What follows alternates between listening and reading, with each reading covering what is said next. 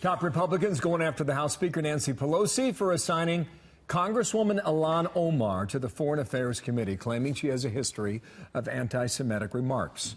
2012, she wrote on Twitter, quote, "Israel has hypnotized the world. May Allah awaken the people and help them see the evil doings of Israel. Hashtag Gaza, hashtag Palestine, hashtag Israel."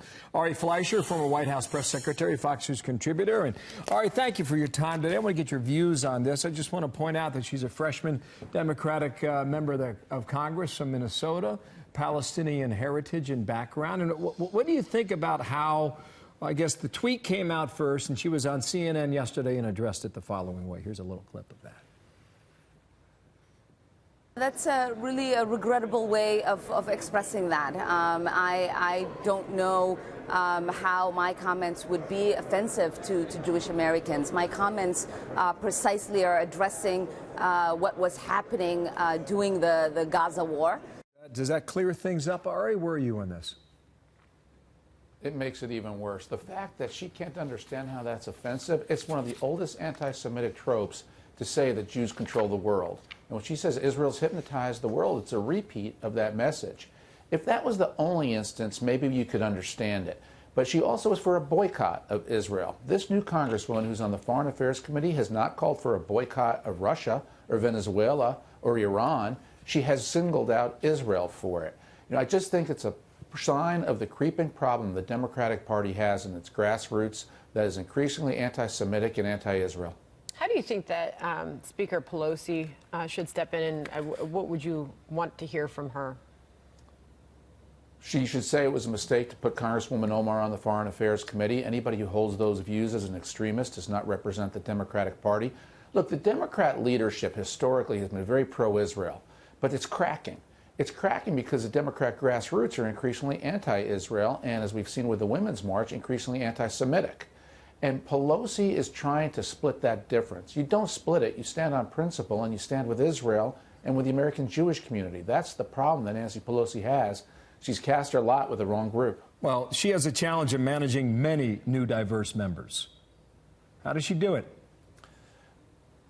Well, I think what she's trying to do is spread the jobs around. That's typically how the Democrats deal with these issues. That's how she won her speakership, by creating new committees, putting people into different positions.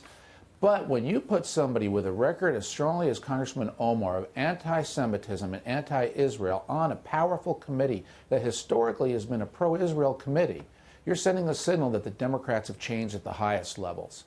And the problem here is the Democrat grassroots now for 20 years have been on the ascendancy, pushing for increased neutrality between Israel and the Palestinians, Israel and Hamas, Israel and Hezbollah, terrorist groups. Now, Congresswoman Omar has another problem, and that is the anti-homophobic statements that she's trying to make about a Republican senator, alleging that he's compromised. I mean, these are the remarks of the prejudiced, of the narrow-minded. That's how people like that speak, and the Democrats put somebody like that on the Foreign Affairs Committee to represent themselves. She should reverse herself. Nancy Pelosi should ask Congresswoman Omar to step down. If she doesn't step down, the Democrat leadership should remove her. House Minority Leader Steve Scalise echoes those comments, calling for Democrats to justify their decision in putting her in this position, saying that House Dems need to address why they're endorsing these views by rewarding Rep. Omar with this important committee seat. I guess we're left wondering where this all goes as we continue to hear criticism from the GOP on this.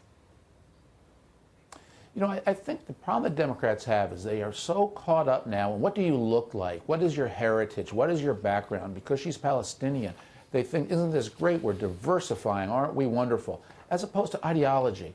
Nothing counts more than ideas and substance. It doesn't matter who you are or what chromosomes you have. That's what the power is. And when you are so anti-Israel and so anti-Semitic, it's a huge problem for the Democrats. And, you know, let me just close with this. Martin Luther King in 1968 said, quote, "When people criticize Zionists, they mean Jews. You're talking anti-Semitism." You can't separate anti-Zionist, anti-Israel from anti-Semitic today. Omar went on Twitter and said, "You all know my tweet had nothing to do with his sexuality, everything to do with his blind cooperation with Trump." That was in reference to Lindsey Graham. Just listening to you talk, Ari, it sounds as if you believe the assignment was intentional on behalf of Speaker Pelosi. Is that what you think?